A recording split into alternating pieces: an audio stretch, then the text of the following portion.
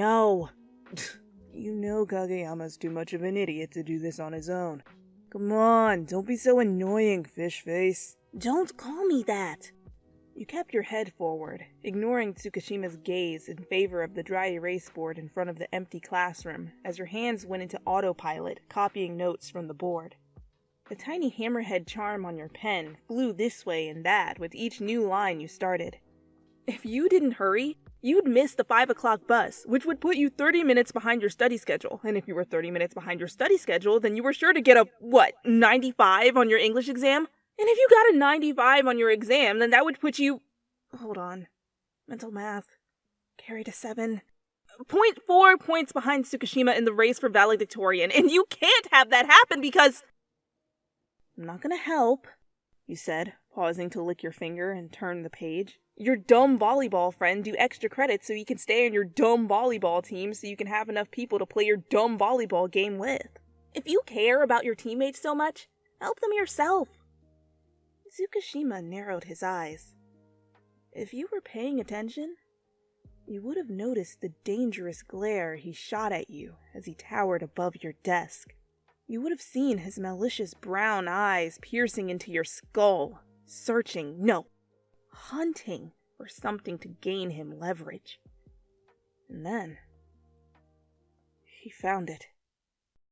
Oh, he was about to drag your life. Ladies and gentlemen, boys and girls, all non-binary and fluid individuals, I would like to welcome you aboard Air Tsukishima, where we specialize in ending your whole career. If you look to the front, near, and middle of the cabin, you will notice there are absolutely no exits. There are absolutely no flotation devices. There are absolutely no oxygen masks. We'd ask you to buckle up as this is going to be one hell of a ride, but there are absolutely no seatbelts. Please keep all hands and feet outside of the cabin at all times. Matter of fact, it'd be better if you just jumped out now. Thank you for flying, Air Tsukishima. We hope you enjoy your crash landing. You know, you're right, he said, lazily slinking himself into the chair across the aisle from you. I don't know why I even bothered asking you for help. After all, you're so busy with your studies. Way too busy to be bothered helping a student on an extra credit assignment on a subject as boring as marine biology. Your ear quipped at this. This asshole! He knew exactly what he was doing. Don't engage. Just focus on your notes and getting out of the building in time to catch the— And of course, someone like you who's looking to major in marine biology at Tohoku University, the #1 school in Japan for marine biology, wouldn't dare diversify their academic portfolio with something like, I don't know, community service? You know, like tutoring. 'Cause you're fine. Unless... No, you're fine. Your pen now shook as your grip tightened. The color in your knuckles paled. Come on, only a few more lines and then you can leave. But if you weren't fine, Tsukishima mused rather loudly, now tilting his chair back and kicking his feet up on the desk, rocking back and forth, staring wistfully at the ceiling. That would suck.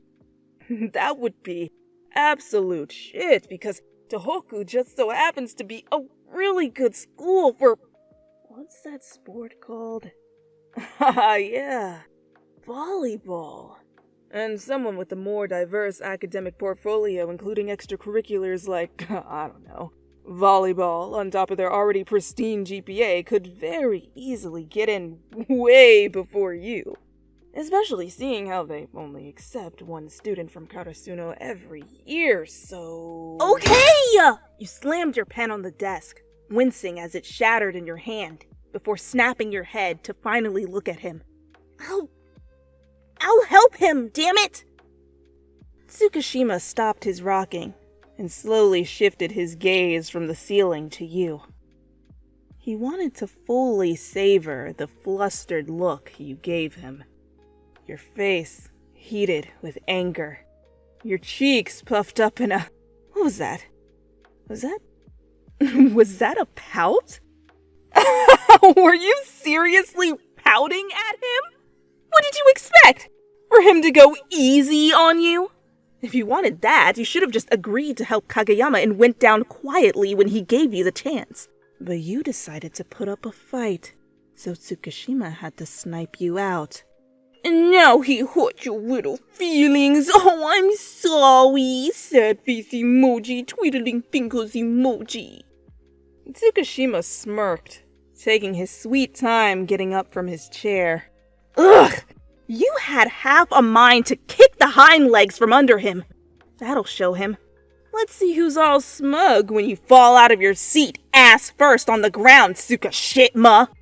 That was a nice one. Tsukishima. You should write that down. Don't write that down, that was dumb as hell. Great. Tsukishima purred, casually pulling out his phone and snapping a picture of your face. Seriously, you should check yourself out in the mirror because you looked hilarious. Meet Kageyama at Aquaport Shinagawa this Saturday at 1 p.m. sharp. Whoa, wait! You jumped up from your desk, nearly flipping your chair back in the process. Aqua Park Shinagawa? That's an aquarium! What kind of extra credit would take place at— It's called hands-on learning. What? Don't tell me you're still scared, fish face. Don't call me that! Still scared? What did he mean, still scared? What did he know? You didn't think this was some kind of date, did you? Please. That would only be the case if you and Kageyama, I don't know, went to the same middle school together and had some sort of chance encounter, and now you can't stop thinking about him when you're not thinking about sea turtles or something dumb like that, and that's the real reason you didn't want to help him, because that would mean being alone with him and— We all know how pathetic your social life is. Well, damn. Hook, line, and sinker. You sat there, opening and closing your mouth like a fish out of water, like an idiot! How did he? Tsukishima, how did you know this? He whined as he made his way towards the door. Oh, I didn't. I mean, you said it yourself.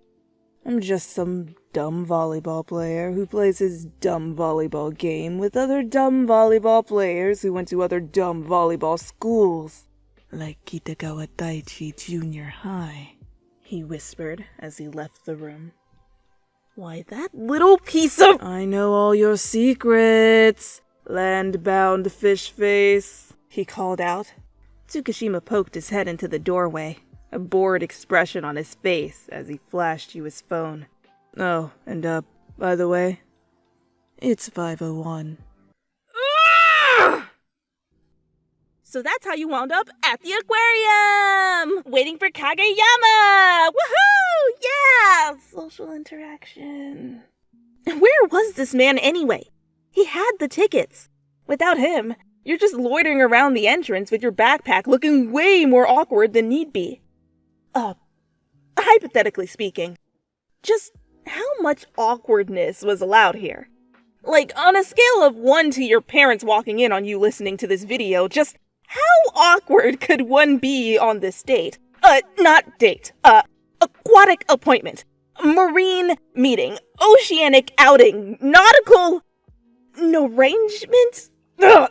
Anyway, the point is, you were on time and he was not. And as much as you love the aquarium, you were already second-guessing whether or not you had the social stamina to do this. So the proper solution is to go home. Shit.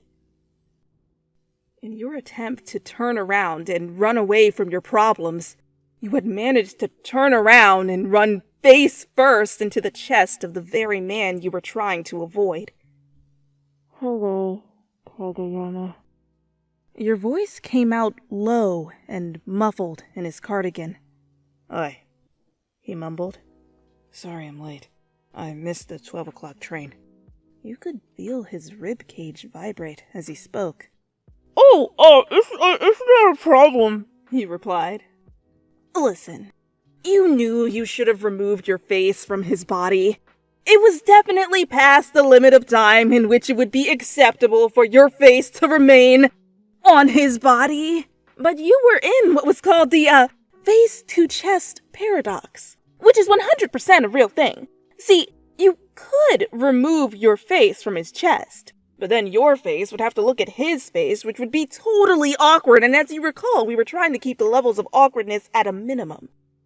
The problem is, the longer your face stayed planted in his chest, the more awkward it would be for you to look him in the face. So, as you can clearly see, the only logical solution to this would be to remain planted in his chest until you either A, suffocate and die, or B, are sucked into the cotton abyss of his cardigan and are forced to live out the rest of your life as a sentient article of clothing.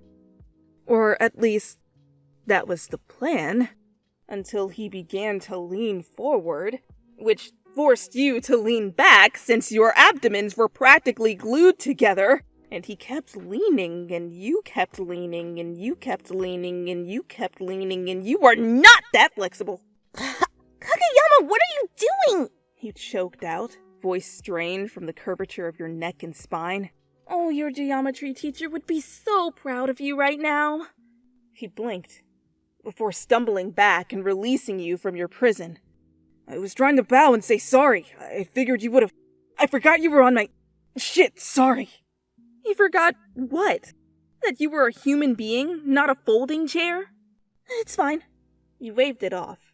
After all, you did just spend a good minute and a half snipping his shirt, so were you really one to talk? He smelled like vanilla yogurt and cream pie, by the way. But you didn't hear that from me. Anyway, I'm supposed to help you with your extra credit assignment? You said. Uh-huh. He nodded, fiddling with the tickets in his hand. He began to walk ahead, and so you followed suit, because he was the one with the tickets. It's for Bio 2.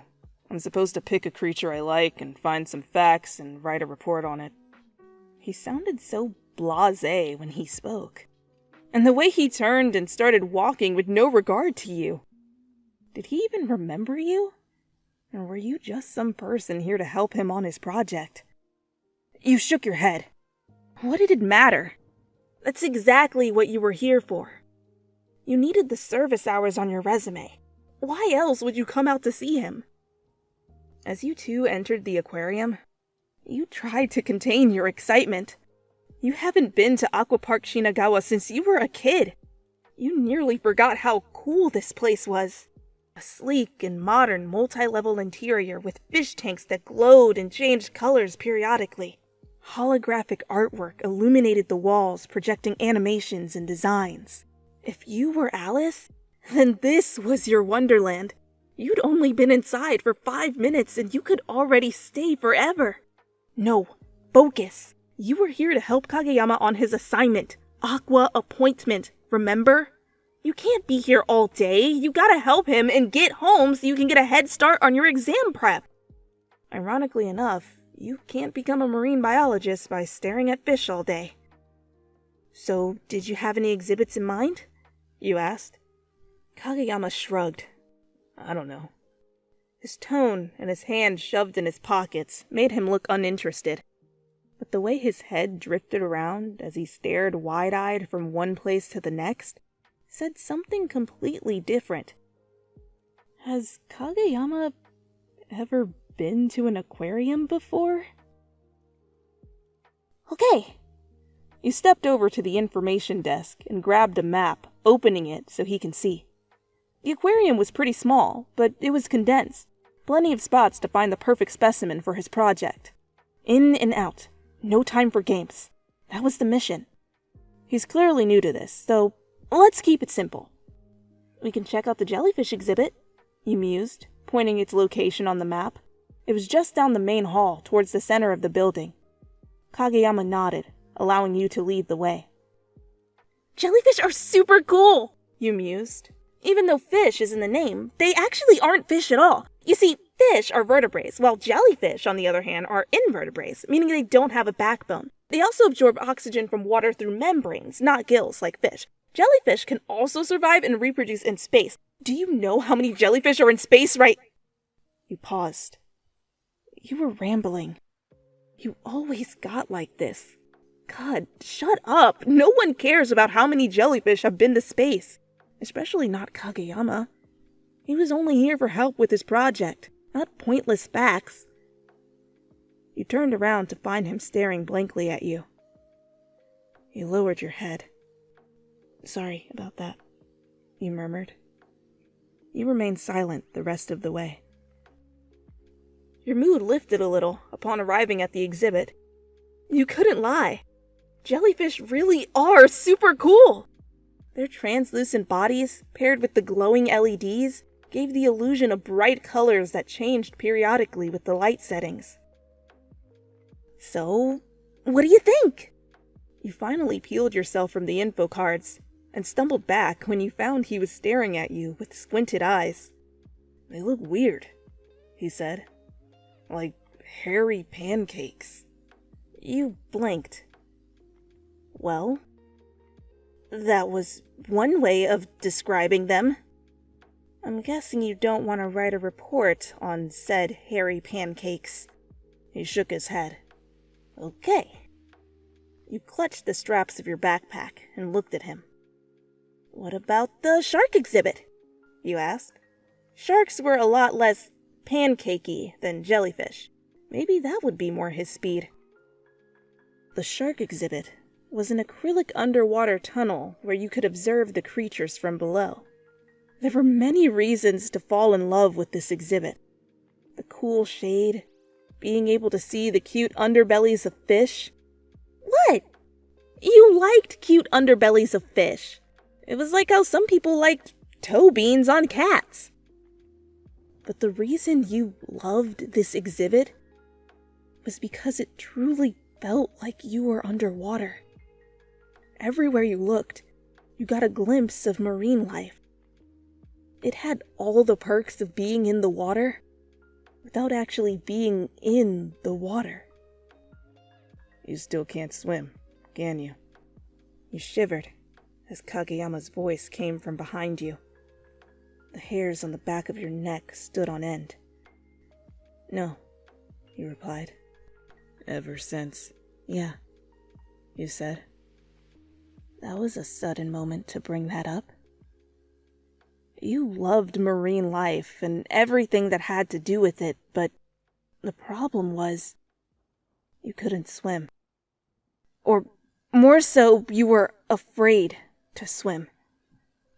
You turned around to face Kageyama, to look at the boy you've known for years in the eyes.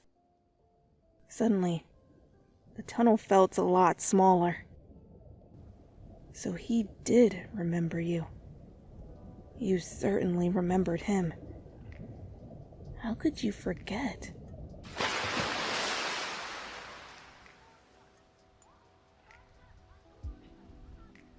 Smiling Stars Community Center has always been a popular summer spot for members of your neighborhood, especially your new classmates at Kitagawa Daiichi Junior High. Its most popular attraction amongst kids was the outdoor swimming pool, 25 meters long, 10 meters wide, ranging from 1 to 2 meters in depth. You'd waded around in the pool countless times when you were younger, pretending to be merfolk, playing splash tag, and any other games you could think of. But that was last year, and this year was different. You were 11, the age in which kids could take the swim test. The test was simple. Each kid seeking entry into the deep end of the pool was expected to swim from one end of the short side of the pool to the other and back. Passing the swim test was a big deal to you. All fall and winter, you would put on your swim clothes and goggles, grab your house phone, and call your friends after school from your bathtubs while you practiced what you thought was your best strokes. You were so ready to pass this thing, and all of your friends would have been ready too. If they hadn't gone away to space camp, leaving you to bear the mysterious depths of the neighborhood pool alone. What was so cool about space, anyway? Except for the jellyfish. You stood in line, waiting for your turn to take the test. You couldn't stop staring at the bottom of the pool. Pretty deep, huh? You jumped at the voice behind you. An amber-eyed boy with swishy brown hair grinned at you. You remembered seeing him in school. He sat 3 rows down in your class. You nodded. Uh-huh. My brother says there's sharks down there. Nuh-uh! That's not true! You shouted. Was it? Yeah, you're probably right. After all, you're the one who knows all about the ocean and stuff, huh? He gave a grand gesture, swinging his arms around, standing up on his tippy toes when they reached the highest point and coming back down when he lowered them. The only thing down there is water, water, and more water. Enough to submerge and drown a grown man. He then went on to say something about how swimming was silly and he was only at the pool because his brother told him he needed to do something that wasn't volleyball once in a while. But you weren't listening. All you could think about was the water. Water wouldn't do that, would it? You never swam officially. The water in the shallow end was always enough for you to safely place your feet on the ground. What happens when you can't do that anymore? What happens when the water swallows you whole? Fish are safe. Fish have gills. You don't! The water could drown a whole man? What could it do to a child? What if... Hey! You jumped again, as the boy tapped your shoulder. It's your turn. He was right. You were now in front of the line, standing at the edge of the pool. You had to blink to steady your vision. Everything looked distorted. The width of the pool looked twice as long now, and you were feeling dizzy. The lifeguard lowered her sunglasses and looked at you expectantly. Whenever you're ready, she said. You knew you needed to jump in. Jump in the pool or walk away. There were other kids behind you, and there was only so much precious daylight before it was time to go home. You remembered going into the pool. You also remembered the hand that pushed you in. You flailed wildly and held your breath the best you could. Quickly, you scraped your fingers against the grainy concrete, trying to find the wall. Make it to the other side. Just swim to the other side, and this would all be over.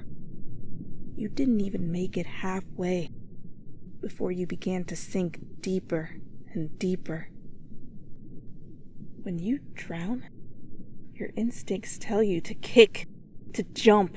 You're so desperate to get to that surface. You're acting as if you're running. You really can't help it.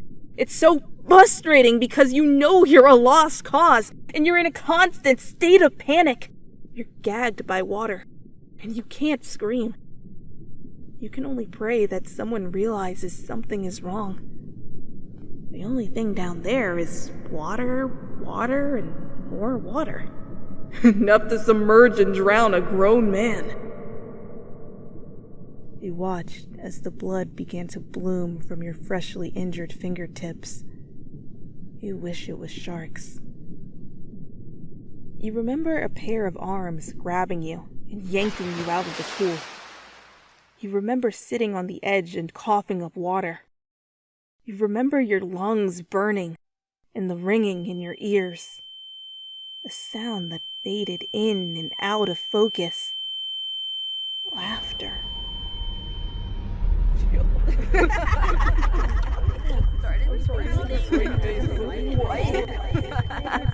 Flailing around like a helicopter.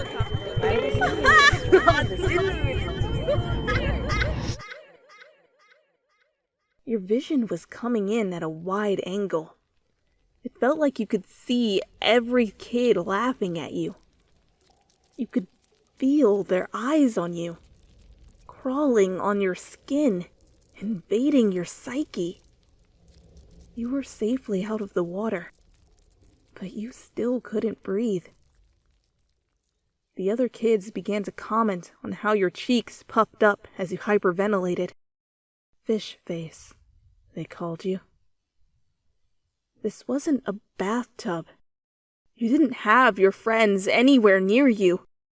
You were sitting on the edge of a crowded pool with all eyes on you, yet you've never felt so alone. Why did you ever think you were ready? You felt something on your head, blocking your vision. A hand on your back helped you to your feet. You wobbled a bit, stumbling forward as another hand grasped yours and led you away from the pool. Away from the noise and the stares and the names they called you. The icy blast of the AC told you were inside. It aided in cooling the dangerous heat that flushed your face. A few more steps, the opening and closing of a door, and finally, "You can take that off now, if you want," the voice said. You weren't sure if you wanted to. Was this just another person to laugh at you? Maybe they just wanted to do it in private, so they could call you even worse names? "Don't worry," they said. "I'm not gonna hurt you." You couldn't put your finger on it. Something about their tone. It made you trust them. Slowly, you grabbed at your head and removed the covering. A black and gray towel, slightly damp from your hair. The boy standing in front of you wore navy swimming trunks with little cartoon lifeboats on it. His black hair was dripping wet and stuck to his face. He twiddled his thumbs before mumbling something. "What?" you said. "I said," he repeated, "look around you and name 5 things you can see." You gave him an odd look. He shifted uncomfortably. "It helps," he snapped, before quickly recoiling at his own voice. "Sorry, but trust me. It really does help." Timidly, you glanced around, taking in your surroundings. "I see white walls, the wooden door, showers, sinks, toilets? Did you take me to the bathroom?" The boy's face flushed. It was the only place I knew to go. Anyway, now, name 4 things you can feel." You still didn't understand the point of this. "I feel the tile floors. I'm pretty sure there's toilet paper stuck on my foot, too. The water dripping from my hair. And the towel?" You clutched tighter at the fabric. You wondered if he'd let you keep it. "Now 3 things you can hear," he said. "The AC blowing, the drippy faucet from the sink." You paused. "And if I try really hard, I can hear the buzz from the lights." You were focusing so hard on trying to list out the things he was asking for. You didn't realize that your focus was shifting away from the things that made you feel so anxious. 2 things you can smell," he said. "Sunscreen and... you don't want to know," you replied. He chuckled sheepishly at that. "And 1 thing you can taste," he said finally. "Chlorine," you stated. He nodded. The 2 of you stood there in silence for a minute before he finally asked, "Are you okay?" You bit your lip and thought. "Yes and no," you answered. "That's okay," he stated. You never went back to the pool after that. And going back to school after summer break was torturous. Your friends had bonded so much more after camp, and you felt left out and behind. And no one would ever let you forget the whole fish face fiasco. You hardly saw the boy who helped you. Rumor had it he wasn't the brightest, though he was in one of the lower classes. You kept the towel, though. You kept it under your bed, and would take it out whenever you felt anxious. You'd cover your head with it, and sit for a while. Then, when you were ready, you'd take it off. Name 5 things you could see, 4 things you could touch, 3 things you could hear, 2 things you could smell, and 1 thing you could taste. You You still didn't get why, but it grounded you. It helped you whenever you felt like you were losing control of your surroundings. You eventually outgrew your fear of water. It didn't hurt the marine life you'd admired so much. Humans did that. And what you didn't outgrow was your fear of people and their judgment, their cruel words, their hopes that you'd never succeed. Maybe that's why you were so adamant about doing well in school. Maybe that's why you were so afraid of getting into the water again. You didn't want to see their reactions when you failed. How many fish can you see in here? Kageyama suddenly spoke, snapping you out of your daze. What? You said. If you could count all the fish you see in this tunnel, how many would you count? You glanced around at the tunnel, trying to count all the marine life you saw, trying to forget the scars etched into your memory. I don't know, maybe 300, you said. Kageyama scoffed. You didn't count all that fast. You laughed. I don't know. There's a crazy amount of fish in here. You can't expect me to possibly count all of them. Fine then, he said. What's your favorite? You looked around until you spotted it. A hammerhead shark that swam gracefully above you. I love hammerheads because they often isolate themselves. They hunt alone and mostly work at night, you said.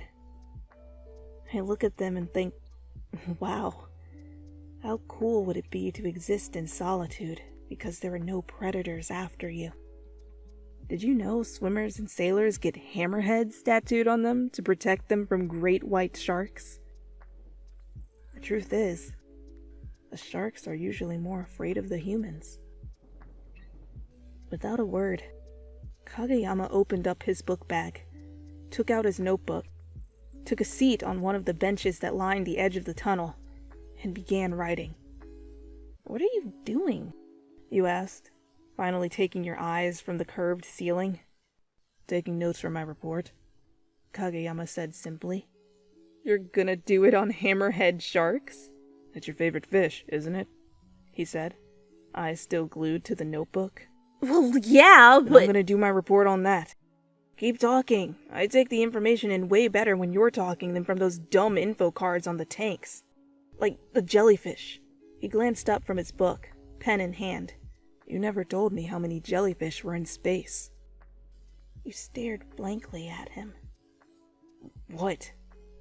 He narrowed his eyes, shifting his gaze towards the tank. Well, you gotta tell me, 'cause you just started a sentence and you never finished it, and that's dumb, so... 60,000. You muttered. He was actually listening to your stupid fish rambles? And more than that, he wanted to hear more of them? And, hammerheads are actually pretty new on the evolutionary scale, emerging just 20 million years ago, when sharks as a whole have been around for over 420 million years. And did you know that certain species of hammerheads can actually get suntans? Their skin turns a chocolate brown when kept in shallow pools of water.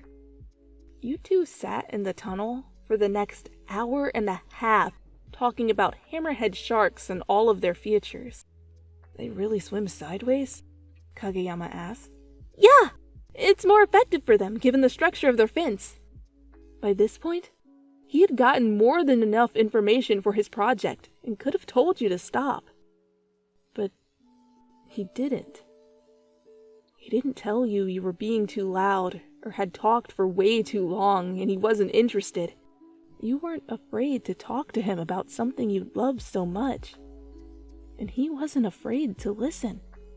Even though Kageyama's project was complete, you guys still stayed at the aquarium.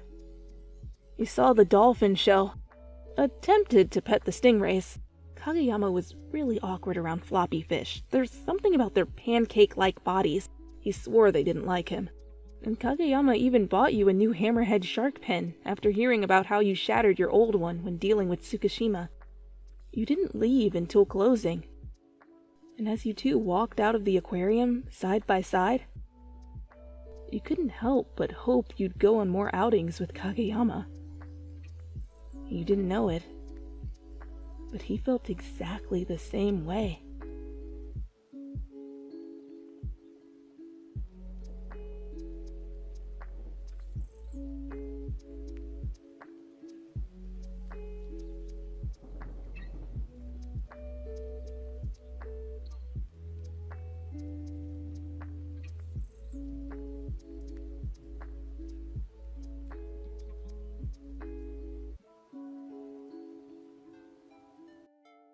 This fanfic was another request sent in by viewers like you. That was a PBS reference. If you have a fanfiction that you have written or would like to request a fanfic scenario, then make sure to leave a request in the comments below or drop a link down below or send it in a DM on any of the social media listed on the screen. There's more details in the description. That's all I gotta say now. Goodbye! I'm thinking about Hinata's voice actor in the dub. And how he mispronounces Karasuno. What is this guy doing at Karasuno?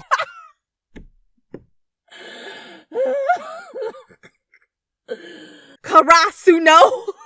Oh my god, I'm gonna die. Roasting characters is just my pastime. This is just what I do every time You know, it'd be fun if I just roasted everybody in this entire fic. Nobody is safe. I don't care if you're mean, nice. I don't care if you're the listener. I don't care. You're getting roasted. Like a s'more, bitch. We will sit around the campfire and we will sing our campfire song. Okay! Ooh, that was a little brassy. Tsukashima. Comedy gold! Oh man. No, that was actually really dumb. Laugh at your own jokes every day, man. Life's too short. Meet Kageyama at Aquapark. Meet Arby's. We have the meats. That's what I meant to say. Meet Kageyama at Aquapark Shinagawa this Saturday at 1 p.m. sharp, damn it. The face to chest paradox. It's not a problem, you reply. They're like, it's fine. I'm trying to keep a straight face. Okay, but Aquapark Shinagawa is actually a real place, and that aquarium is dope! The jellyfish tanks look like tubes, and they got these little lights and stuff, and apparently their dolphin show is thebomb.com. 10 out of 10 would recommend. Or B, are sucked into the cotton abyss that is his cardigan, blah, blah, blah. Excuse me while I quietly choke myself in the closet. Everybody's got their kink. So, as you can clearly see, the only logical solution to you finally peeled yourself. Treat yourself. The shark exhibit was an acrylic underwater tunnel over. Ooh, there is a thunderstorm that is really just okay. Actually listening to your stupid fish rambos. Your fish rambos. Oh, and that's all that, folks. Yes, ma'am. Yes, we are done. Yes.